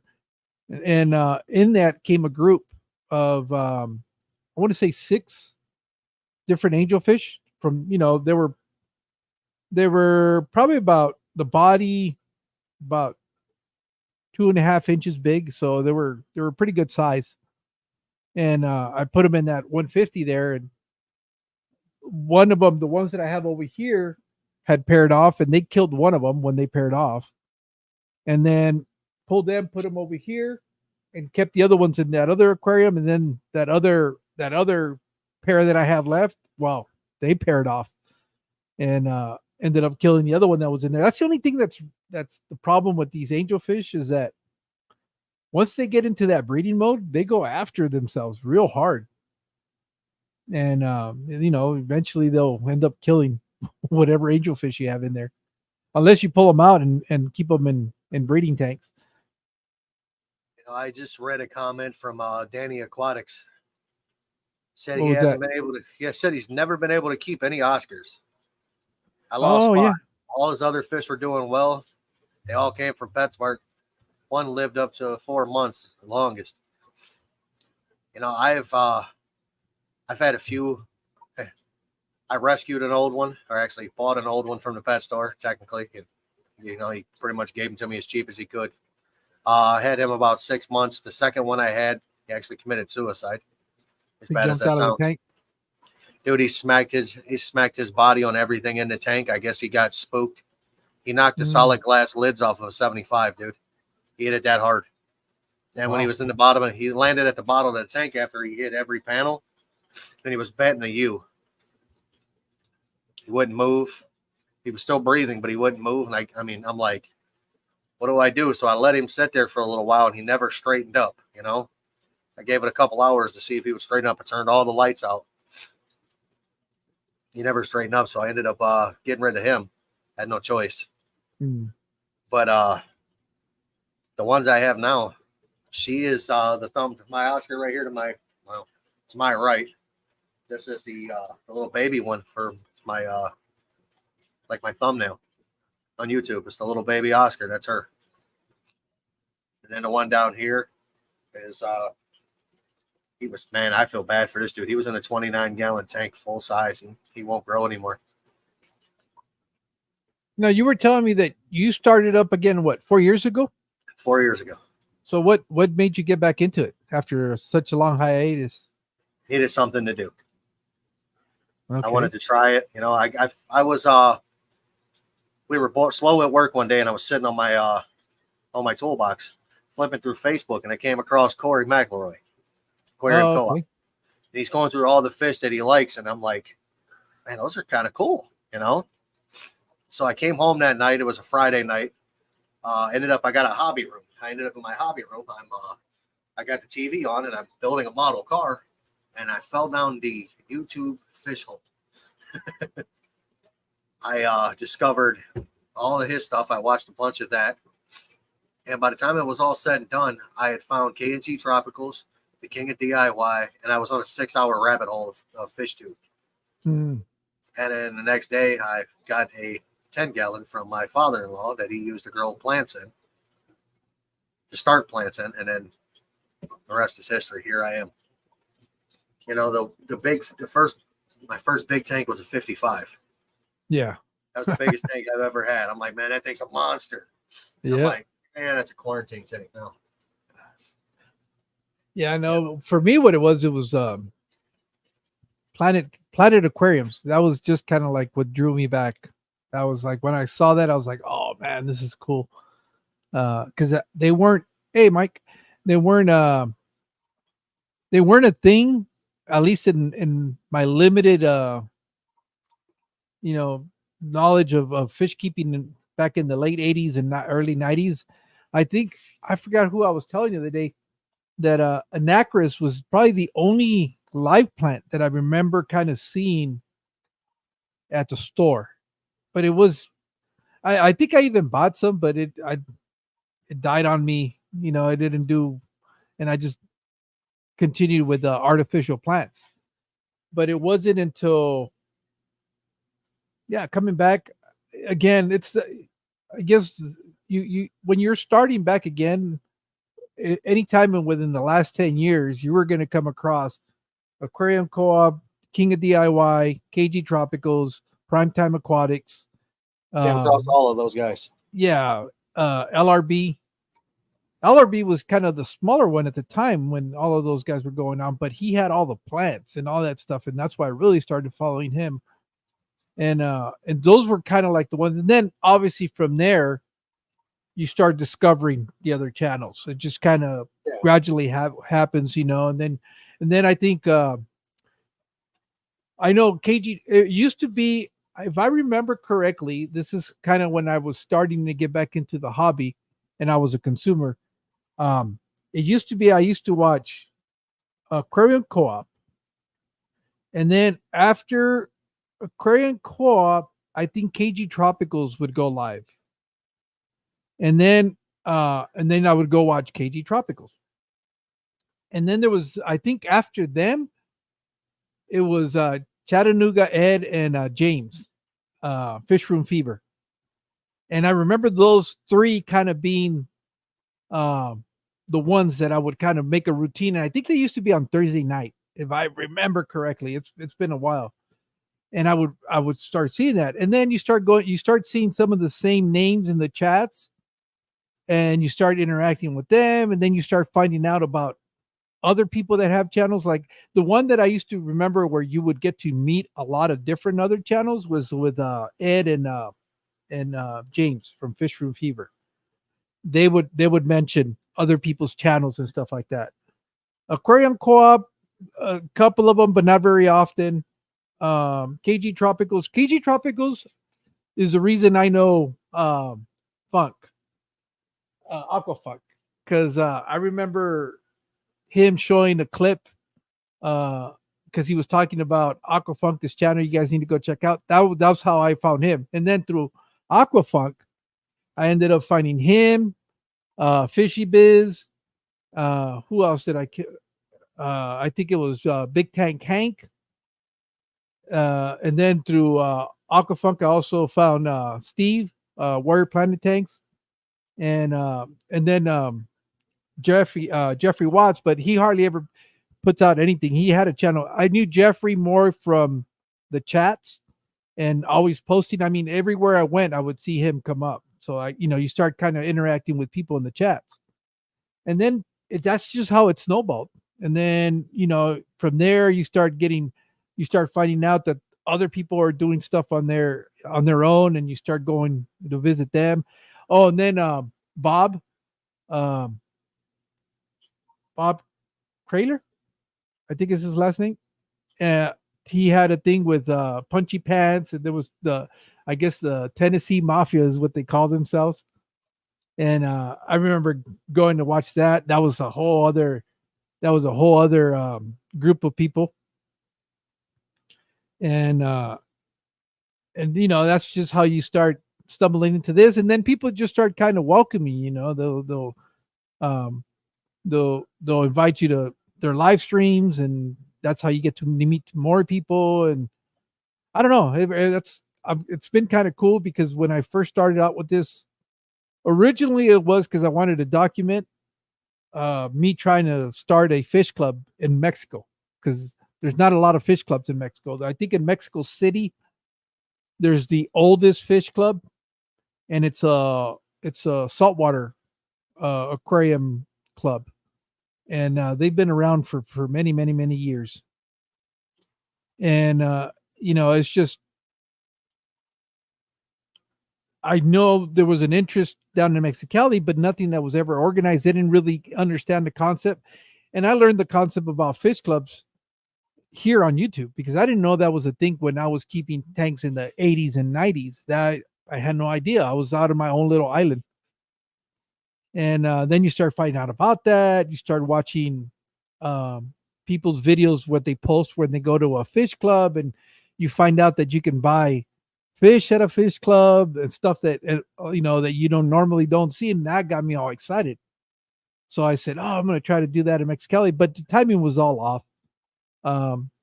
We did generate a lot of interest, and it was right before 2019 when we were trying to do all this. The lockdown happens, and all that momentum that we had built just kind of goes on hiatus. People start losing interest. When we come back, there's a lot of restrictions as to what you can do, and gathering in public places, and so it just kind of. And then at that point, I ended up moving, so it made it real hard for me to try to do stuff from here to go down there, and it just kind of went away. I mean, there's still some interest, but the other thing that I discovered though is that if you're trying to start a fish club, you better be prepared to do it all yourself. people will always say, "Yeah, I'll help you," until it comes time to try to help you. So understanding that and understanding how much of a time commitment it is, I've been asked here in Yuma if I would do something like that, and I've even kind of toyed with the idea of trying it, but it's just the time commitment. I don't have it. I don't. If I do that, I probably wouldn't be able to do any of the stuff that I'm doing now because it takes up a lot of time to try to do that. So I the one thing that I think me and you actually talked about this on the phone the other day. Without this, this YouTube fish thing, the fish fam, I would have met none of you guys. yeah, I mean, I never would have knew who you were, what you did, if you liked the same goofy shit I did, I mean, I talk to Berto almost every day. Me and you go back and forth with car things every day. I talk to Tommy, I talk to J Rock, New Bern Aquatics. I talk to these people almost every day. And before that, I didn't really talk to anybody. I don't really have a lot of friends. I'm not the guy that's going to go out of my way to make friends. But if it happens, I am happy with it. You know what I mean? Yeah. If I have the 3-minute rule, if within 3 minutes, I don't care for you. I probably never will. It's just the way I am. It's the way I was raised. In a way, this is kind of keeping me sane doing this. If that sounds right. It's not that I'm, going down a different path or anything. It just takes the hecticness of my day out when I come down here. These guys they're beautiful to look at. They keep me calm. But yeah, no. At the end of the day, man, I mean, you can sit in front of one of these and just lose yourself. And that's what I like. Well, for me, what has been really, really awesome is that, and I've said this over and over again, in my circle, I'm the only one that keeps fish. Even in my family, I'm the only one that keeps fish. And so you it's not like you're going to go to a family function and you're going to sit there and you're going to talk about the aquariums and stuff like that. And we all have a little sense of pride of our aquariums. That's why we keep them. We're very proud of what we've accomplished and what we're doing. And we like to share that accomplishment. So when you don't have anybody to talk to about it, you just kind of bottle all that up. It just, kind of sucks, because you like to be able to have somebody that you can kind of relate to. And that's in that aspect, right? Yeah. So for me, that's what this has been for me. It's been awesome. It's been one of those things where, and it's not that I can't make friends. I'm very outgoing. I think I'm an extrovert. I don't have problems talking to people that I don't know. But to be able to talk to people I don't know about fish and that they're interested in that, I didn't have that. And if it wasn't for this social media, well, look at all the people that are here with us. We have 36 people watching, dude. Mm-hmm. I don't think I could get 36 friends together. I don't think I have 36 friends. Yeah, well, that's the other thing. But to sit here and hear us talk about the same thing, fish, I don't think that would be possible if it wasn't for this. So to me, this is always, it started out, it's cool because it's evolved. It started out as trying to document a project. And then it was kind of like, well, I'm in this now. Let's make some videos about me putting together a fish room. So that's, you go back to my channel and you see a lot of that. It's just kind of real quirky videos and kind of showing you through the progression. Now, what I didn't want to do was, because there's so many videos, there's so many good content creators out there. And it was like, if they already made a video about this, but they're definitely did it a lot better than I did, well, I have to do something different. So most of my stuff, it wasn't necessarily really showing you how to do anything. It was more of me showing you what I was doing, but it wasn't intended to teach you anything. Because I'm not a teacher. Yeah, I'm not a teacher in that aspect. I didn't have the experience behind me to be able to say, oh yeah, this is the reason this and this and this and that. The stuff that I was doing was stuff from watching other people make it first, learning from them, and being able to replicate what they did.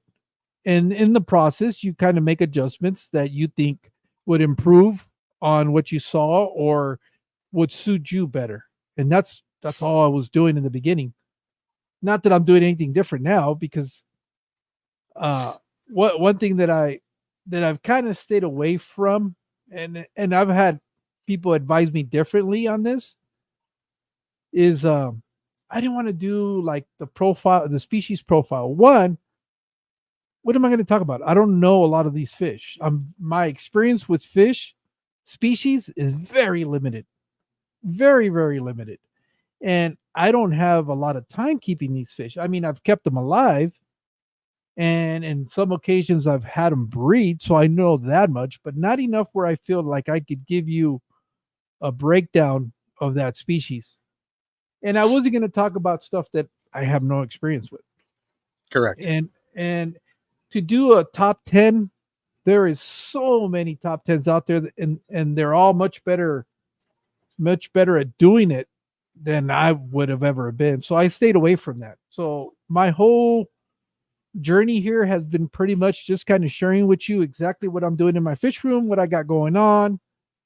That's why you don't see regular content coming out of my channel like on a daily basis. When I do get exciting projects that are available, I'll share that with you. I'll record it. And like the last biggest thing that's happened to me was being able to do that aquarium for the Children's Museum. That was pretty cool, and it gave me, I think I've already milked it for what it's worth. I don't want to do anything more with it, because it seems like all the last 5-6 videos has been nothing but that. And so I think I've squeezed what I can squeeze out of that for what it's worth. So yeah. No, go ahead. In this world I have right now, this is, nobody take offense to this, but I have one really good friend. I've known this cat for 23 years. Oh, okay. I could call this dude in the middle of the night. Hey, I'm in jail. Can you come get me? Give me a couple minutes to put my shoes on. I'll be there. Where are you at? That's the kind of dude he is. If I'm going to go throw hands with somebody, he'll be right beside me. I mean, he's, that's him. He's that guy. Yeah. I couldn't ask for a better friend. I'm probably a shitty friend to him because I don't have time. I'm always doing something. I'm always busy. But well, thank you, Mike B. You said you got a friend in me. Well, that's the thing, though. I all these people that are here are people that have become my friends, and and I've never met them. There are a few of them that I've personally have met. Laro's one of them, but that's because she lives here in Yuma. And other than that, Dr. Anthony, I had the opportunity to personally meet him. I'm trying to think who else. Oh, well, obviously Steve, but I hung out with him in Houston. But even everybody else that I haven't personally have met, I've met them through conversations. I've met them through live streams where we're on the panel. Tommy's become one of those people that I would really consider a friend, and we've never met other than we've shared screen time. Yeah. You're one of those. Berto's one of those. I mean, everybody's one of those in here. It's just actually, is Tommy in the chat? Yeah, he was earlier. He might have stepped out or done something, or he's just lurking. Yeah, Keith is another guy. Man, this is the craziest thing. It's Keith vouched for me without even knowing me to somebody else to come onto my live stream, which I thought that was cool as hell. And I wasn't expecting for him to do that. Michael's Fish Room is somebody that I've been watching for a long time. I like him because he doesn't BS. He doesn't care about other people's feelings. He'll tell you exactly how it is. So I can appreciate that. And I was trying to reach out to him, and Keith said, "Yeah, you should go on his live stream because he's all right. And by that time, I hadn't really exchanged more than a few words with Keith. So, I don't know. It's just one of those things that I can go down the list of everybody that's here, and I've had nothing but positive experiences with everybody. And look, even Jimmy P, he came out of lurking. What's up, And, Jimmy P? A little crusty old dude. Where the hell you been hiding, Stanley? Yeah. And so it's been amazing, amazing. My experience here on YouTube, and I've met some really nice people, and there's no regrets. There's definitely no regrets. I look forward to someday being able to meet most of you guys in person. Hopefully, one of these events that I'll be able to go to and finally do some handshakes. But give something away, Mexicali. No, I'm not giving anything away. So free smiles. Yeah. And it's been a great experience. And doing this has allowed me to be able to invite people like you and everybody that's been a guest on here, and just get to meet them a little bit better.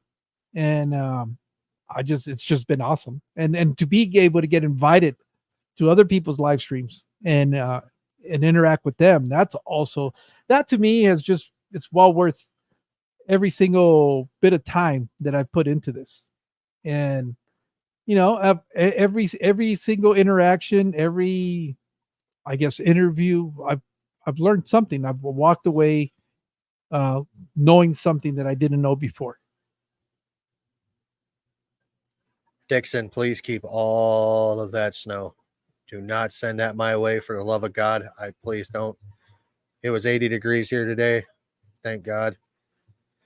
Yeah, we got up to 95 today. I'm so tired of snow. I'm so tired of cold. Man, anybody that has an artificial body part will understand what I'm saying. When it's cold outside, you can feel it. I can feel it deep. I am at 503. Yeah. I made it. Nice.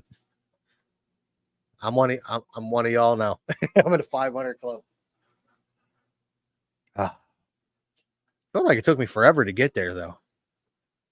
That's okay, but you got there. I mean, got there.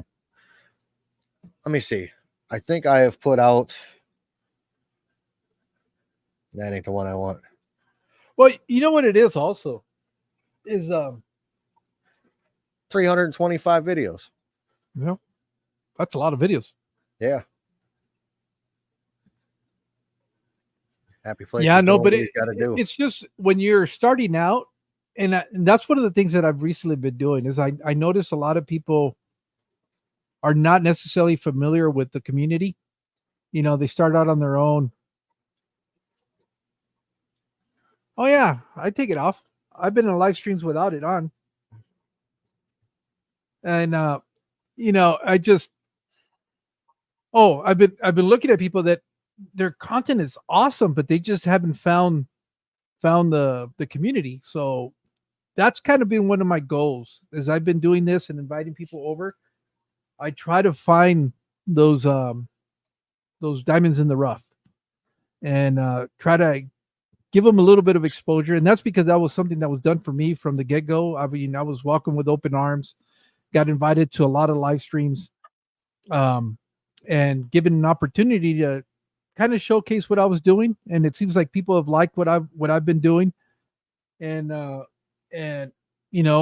like to repay as much of that back as possible. And that's why I do what I do.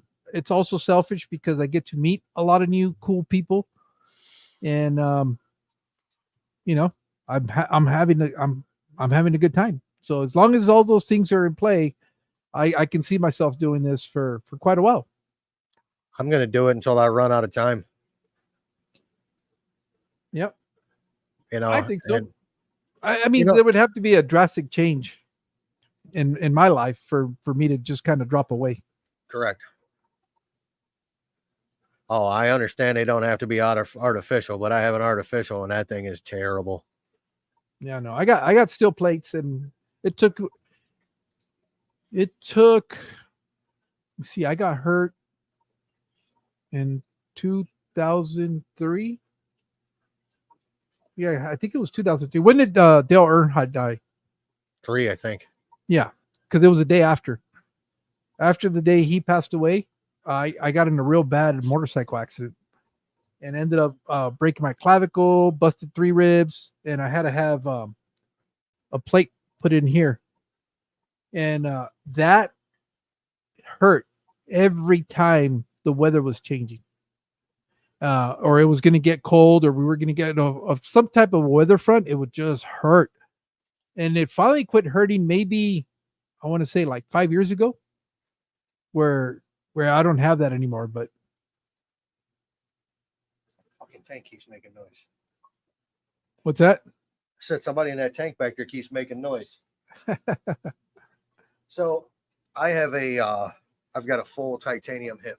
Oh, 2001. Maybe it was 2001 per Google, but I have a full titanium hip in my left hip. I'm only 42. I still got to have the other one done, believe it or not. So when it's really cold, I can feel it. Is it genetic, or was it something that you were doing? Birth effect. Genetic. Yeah. So at the top of the cam of your hip, I had an outcrop on mine that rubbed on the inside. It wore the joint out, and it got to the point to where I was bone on bone. And I did that for 3 years, 10 hours a day, pounding concrete, working on cars. And it was 3 years of straight agony. So I finally went and got it done last April. Not this past April, the April before. And it's the best decision I ever made. I went in the hospital at 6 in the morning. The surgery started at 7. I walked out of there at 11 o'clock and went home. I had an uncle of mine did he do both of them already? And he was, well, relatively young. And so he had those. My mom had both of her knees replaced. And to this day, she says she wished she would have done it sooner. I mean, it's not like once in a while. I don't know if it's more phantom pains that she gets now than anything else, but I can still occasionally, when it's bad enough outside, I can feel, it's not even got to be bad enough. It just can be a certain day. I can actually feel phantom hip pains in that side. You know, it's just, I let it go too long, and I think it's a pride thing. You know what I mean? Oh, I'm a big tough man. I can handle this, man. When I would come home from work, I'd take a shower, I'd sit down and eat dinner, and I couldn't move until almost midnight. That's not good.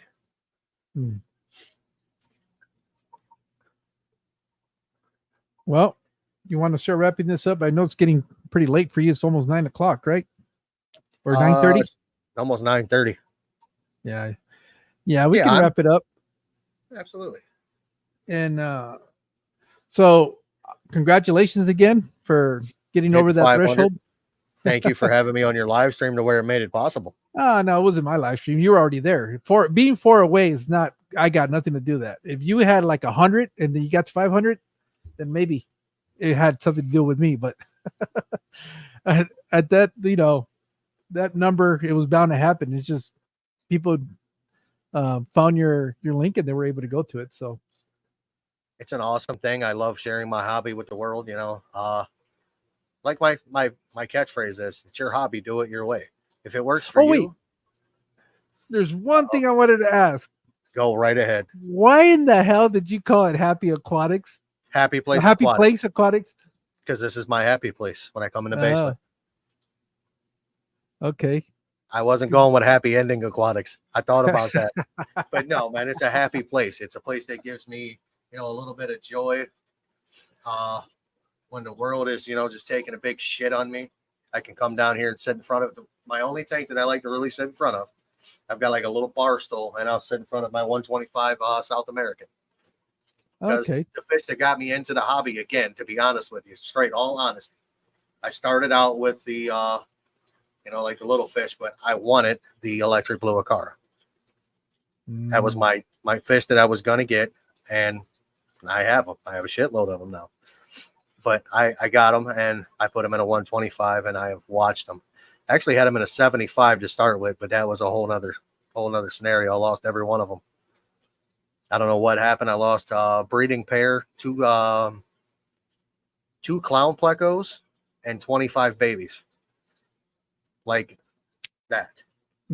Changed the water, put all the chemical, like the dechlorinator in there, like I always did. Gone. Lost them all. Okay, Katie. All right. Well, anything you want to say before we get out of here?